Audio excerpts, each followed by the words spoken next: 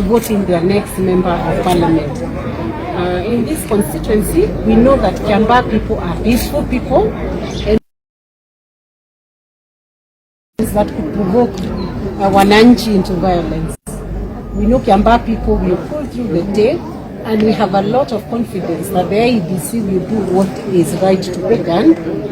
We have seen a lot of circulations on social media, which I do not think I need to address, purporting that people are taking ballots.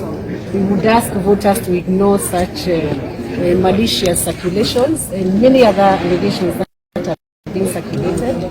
We know that the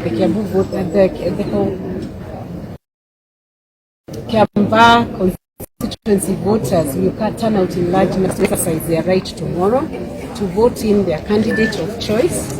And today is not a campaign day, so we will allow them to exercise that right. We note that there are many women. There are over 96,000 registered voters in Kiambaa constituency. We have women, we have old people holding many votes. It will be respectable, it will be correct to allow all voters of all classes and categories to walk in peacefully, without coercion, without disturbance, without voter bribery, to come in and exercise their rights. And we will accept the verdict of the people of Kiambaa. So thank you, and we hope to continue addressing and raising any issues of concern. But maybe in finishing, let me say this.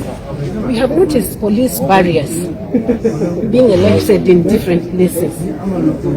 We do not understand why that has suddenly, turn of events has allowed this to happen.